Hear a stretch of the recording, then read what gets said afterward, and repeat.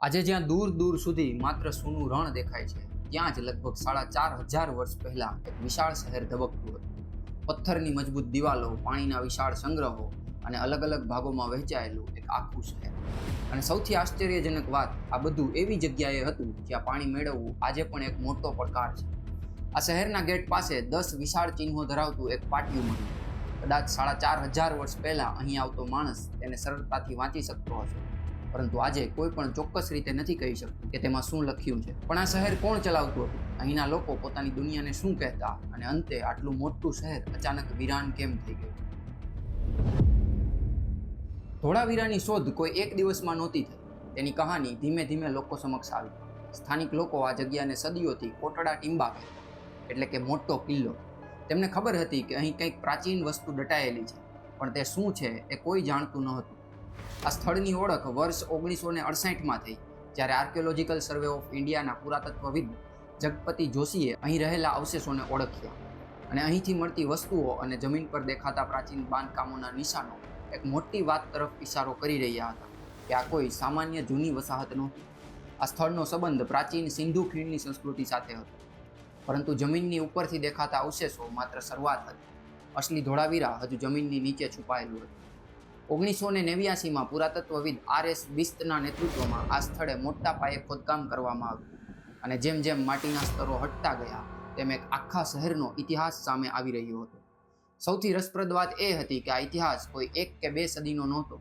અહીં મળેલા અવશેષો બતાવતા હતા કે ધોળાવીરા લગભગ 3000 ઈસવીસન પૂર્વેથી 1500 ઈસવીસન પૂર્વે સુધી લગભગ 1500 વર્ષના સમયગાળા દરમિયાન અલગ અલગ સ્વરૂપમાં વસેલું હતું. એટલે પુરાતત્વવિદોની સામે માત્ર એક પ્રાચીન શહેર નહોતું, તેમની સામે શહેરનો જન્મ, તેનો વિસ્તાર, તેની સમૃદ્ધિ અને તેમાં આવેલા પરિવર્તનો અને અંતે તેનું પતન બધું એક જ જગ્યાએ હતું.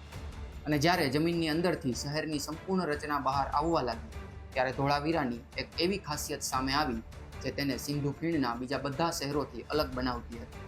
ધોળાવીરાના લાંબા ઇતિહાસના આ જ સમયગાળામાં દુનિયાના બીજા ભાગોમાં પણ કેટલીક મહાન સંસ્કૃતિઓ વિકસી રહી હતી. ઇજિપ્તમાં ગીઝાના વિશાળ પિરામિડ ઊભા થઈ રહ્યા હતા, તો મેસોપોટામિયામાં મોટા શહેરો અને રાજ્ય વ્યવસ્થાઓ વિકસી રહી હતી. અને આ જ પ્રાચીન દુનિયાના બીજા છેડે ભારતીય ઉપમહાદ્વીપમાં એક વિશાળ શહેરી સભ્યતા ફેલાયેલી હતી, સિંધુ ખીણની સંસ્કૃતિ. હડપ્પા અને મોહેન્જો-દડો તેના સૌથી જાણીતા નામો છે. પરંતુ આ સંસ્કૃતિ માત્ર આ 2 શહેરો સુધી સીમિત નહોતી. આજે તેના 1000થી પણ વધારે શહેરોની શોધ થઈ ચૂકી છે. અને વિશાળ નેટવર્કની અંદર ધોળાવીરા આજે સૌથી જાણીતા હડપ્પન શહેરોમાંનું એક ગણાય છે. હડપ્પન સભ્યતાના ઘણા મોટા શહેરોની ઓળખ પાકી ઈંટોના બાંધકામ સાથે જોડાયેલી છે, જ્યારે ધોળાવીરામાં સ્થાનિક પથ્થરનો ખૂબ જ મોટા પ્રમાણમાં અને અત્યંત આયોજનબદ્ધ રીતે ઉપયોગ કરવામાં આવ્યો હતો. કચ્છના ખદીરબેટ જેવા પડકારજનક વિસ્તારમાં આ લોકોએ માત્ર એક વસાહત ઊભી નહોતી કરી, તેમણે અહીં એક કિલ્લેબંધ, આયોજનબદ્ધ અને લાંબા સમય સુધી બદલાતું રહેલું એક મહાનગર ઊભું કર્યું હતું. હવે કલ્પના કરો કે તમે લગભગ 4500 વર્ષ પહેલા ધોળાવીરા તરફ આગળ વધી રહ્યા. દૂરથી જ તમને મજબૂત દિવાલોથી ઘેરાયેલું એક વિશાળ શહેર દેખાય છે. નજીક પહોંચતા સમજાય છે કે આ શહેર ગમે તેમ ફેલાયેલું નહોતું, પરંતુ અલગ અલગ વિભાગોમાં વહેંચાયેલું હતું. તેનો સૌથી મહત્વપૂર્ણ અને મજબૂત ભાગ હતો ત્યાંનો કિલ્લો. તેની સાથે એક ખુલ્લો વિસ્તાર પણ જોડાયેલો હતો. અહીંની મજબૂત રચના અને શહેરમાં તેનું સ્થાન જોઈને એવું માનવામાં આવે છે કે અહીં વહીવટ સાથે જોડાયેલા મહત્વના કામો થતા હશે, અથવા સમાજના પ્રભાવશાળી લોકો અહીં રહેતા હશે. આ કિલ્લાની બહાર મિડલ ટાઉન અને પછી વધુ વિસ્તૃત લોઅર ટાઉન હતું. આ વિસ્તારોની વચ્ચે એક વિશાળ ખુલ્લું મેદાન પણ હતું, જ્યાં કદાચ લોકો ધાર્મિક કે સામૂહિક કાર્યક્રમો માટે એકઠા થતા હશે. જોકે તેનો ચોક્કસ ઉપયોગ શું હતો એ આજે પણ કોઈ જાણી શક્યું નથી. શહેરની પશ્ચિમ તરફ કબ્રસ્તાન હતું, જ્યારે પૂર્વ અને દક્ષિણ તરફ પાણીના વિશાળ જળાશયો હતા. એટલે ઉપરથી ધોળાવીરાને જોઈએ તો એક આખું શહેર એક ચોક્કસ આયોજન પ્રમાણે ગોઠવાયેલું દેખાય છે. રહેવાના વિસ્તારો અલગ, કિલ્લેબંધીવાળા ભાગો અલગ, જાહેર મેદાન, કબ્રસ્તાન અલગ અને પાણીના સંગ્રહ માટે એક અલગ વ્યવસ્થા. રસ્તાઓની દિશાથી લઈ અને અલગ અલગ વિસ્તારોની ગોઠવણી સુધી દરેક જગ્યાએ આયોજન જોવા મળે છે. એટલે ધોળાવીરા સમય જતાં ગમે તેમ ફેલાયેલું શહેર નહોતું, તેને ખૂબ જ સમજી વિચારી અને વિકસાવવામાં આવ્યું હતું. અને અહીંથી જ શરૂ થાય છે ધોળાવીરાની સૌથી અસાધારણ વાતો. ધોળાવીરાના અસ્તિત્વ માટે જો કોઈ સૌથી જરૂરી વસ્તુ હતી તો એ હતું પાણી. આ શહેર કોઈ મોટી નદીના કિનારે વસેલું નહોતું, અને ખદીરબેટમાં વરસાદ પણ ઓછો અને અનિશ્ચિત હતો. નજીકમાં માનસર અને મનહાર નામના 2 મોસમી વહેણો હતા, જેમાં માત્ર ચોમાસામાં જ પાણી આવતું. એટલે અહીંના લોકો માટે સૌથી મોટો પડકાર હતો વરસાદમાં મળતા પાણીને શક્ય એટલું સાચવી રાખવું. આ માટે તેમણે પાણીની વ્યવસ્થાને આખા શહેરની પ્લાનિંગનો એક મહત્વપૂર્ણ ભાગ બનાવ્યો. વરસાદ અને મોસમી વહેણનું પાણી નહેરો દ્વારા શહેર તરફ પાડવામાં આવતું અને અલગ અલગ કદના વિશાળ જળાશયોમાં સંગ્રહ કરવામાં આવતો. આ સાથે જ શહેરમાં વરસાદી પાણીના નિકાલ માટે ગટરોની ખૂબ જ સુંદર વ્યવસ્થા હતી.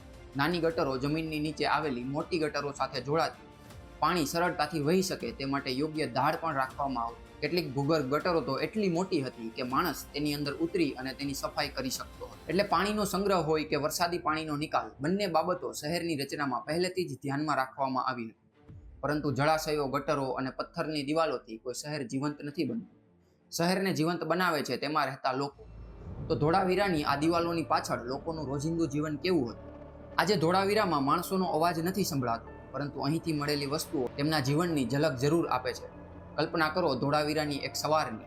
ક્યાંક કોઈ કારીગર પથ્થરને ઘસી અને મણકા બનાવી રહ્યો છે, ક્યાંક માટીના વાસણો બની રહ્યા છે, તો ક્યાંક તાંબામાંથી ઓજારો કે ઘરેણાં તૈયાર થઈ રહ્યા છે. અને આ માત્ર કોઈ કલ્પના નથી. ખોદકામ દરમિયાન અહીંથી મણકા બનાવવાના પુરાવા ઉપરાંત શંખ, તાંબુ, પથ્થર, માટીની વસ્તુઓ, કિંમતી પથ્થરો, સોનું અને હાથીદાંતમાંથી બનેલી વસ્તુઓ પણ મળી આવી છે. એટલે અહીં અલગ અલગ કામમાં નિષ્ણાંત કારીગરો રહેતા હતા અને જરૂરી કાચો માલ બહારથી પણ આવતો હતો. ખેતી અને પશુપાલન તેમના જીવનનો મહત્વનો ભાગ હતા. એટલે ધોળાવીરા માત્ર એક મોટું શહેર જ નહોતું, પરંતુ ખેડૂતો, પશુપાલકો, કારીગરો અને વેપારીઓથી ચાલતું એક જીવંત નગર પણ હતું. અને અહીંથી જ એક રસપ્રદ વાત સામે આવે છે.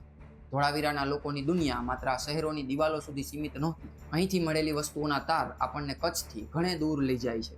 જ્યારે આપણે ધોળાવીરાને જોઈએ ત્યારે પહેલી નજરે એક જ સવાલ થાય કે ચારે તરફ રણ હોય તો આટલું મોટું શહેર અહીં જ કેમ વિકસાવવામાં આવ્યું? તો તેનો એક જવાબ કદાચ તેના બિઝનેસ નેટવર્કમાં છુપાયેલો હોઈ શકે છે. કચ્છ અને તેની આસપાસના વિસ્તારોમાં તાંબુ, શંખ, અકીક જેવા ઉપયોગી કાચા માલ મળતા હતા. અને હડપ્પન સંસ્કૃતિના વેપારી સંબંધો માત્ર ગુજરાત કે ભારતના બીજા વિસ્તારો સુધી સીમિત નહોતા. તે આજના ઓમાન અને મેસોપોટામિયા એટલે કે ઈરાકના વિસ્તારો સુધી પહોંચતા હતા. ધોળાવીરા પણ આ મોટા વેપારી નેટવર્કનો એક મહત્વપૂર્ણ ભાગ રહ્યું હશે.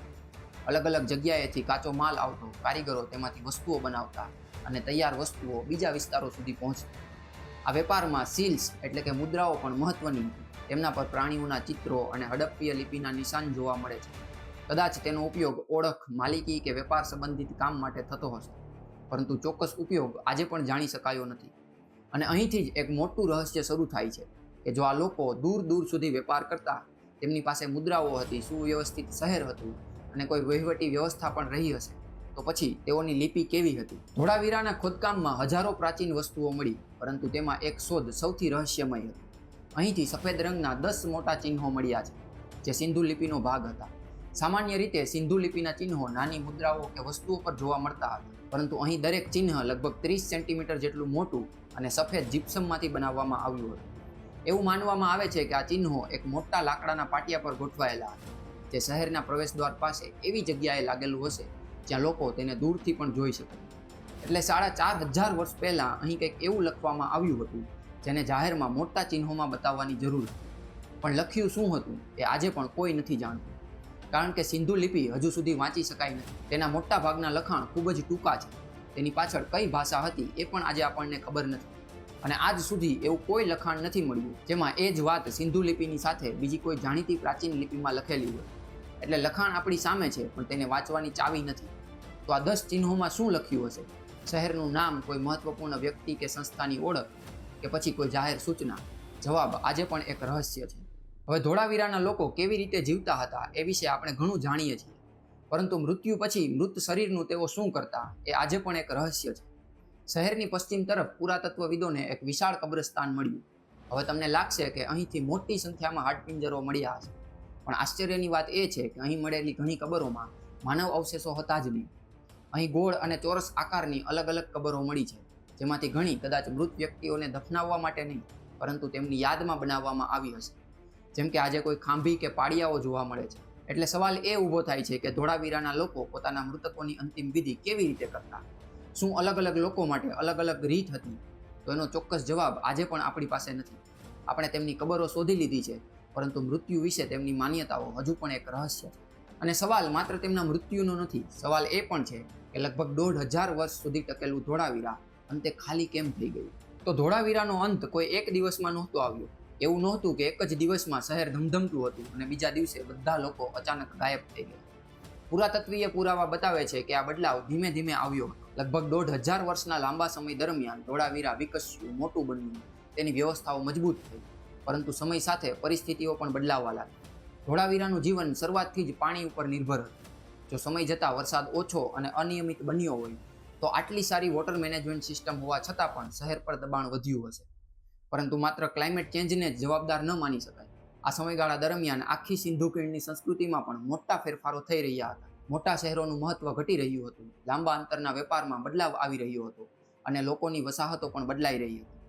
ધોળાવીરા પર પણ તેની અસર પડી હશે. એટલે સાચો સવાલ એ નથી કે અહીંના લોકો અચાનક ક્યાં ગાયબ થઈ ગયા. શહેર ખાલી થઈ શકે છે, લોકો બીજી જગ્યાએ જઈ શકે છે અને તેમની જીવનશૈલી પણ બદલાઈ શકે છે. અને ધોળાવીરામાં પણ કદાચ એવું જ થયું. ધીમે ધીમે શહેરનું જીવન ઓસરતું ગયું. જે રસ્તાઓ પર લોકોની અવરજવર હતી ત્યાં શાંતિ છવાઈ ગઈ.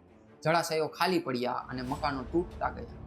સદીઓ વીતી ગઈ, ધોળાવીરાનું નામ ભૂલાતું ગયું, તેની લિપિ વાંચવાની સમજણ પણ ખોવાઈ ગઈ અને એક સમયનું ધબકતું મહાનગર માટી અને પથ્થરોની નીચે ક્યાંક દબાઈ ગયું. પણ ધોળાવીરાની આ વાત હજુ પૂરી નહોતી થઈ. હજારો વર્ષ પછી જ્યારે અહીં ફરીથી ખોદકામ શરૂ થયું ત્યારે એ ખોવાયેલું શહેર ફરીથી દુનિયા સામે આવવા લાગ્યું.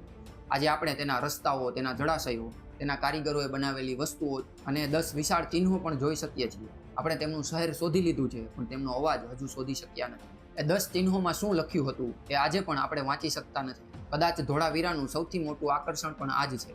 તેના ઘણા જવાબ આપણને મળી ગયા, પરંતુ કેટલાક રહસ્યો આજે પણ તેના પથ્થરોમાં ક્યાંક છુપાયેલા છે. તો બસ આજના વિડીયોમાં આટલું જ.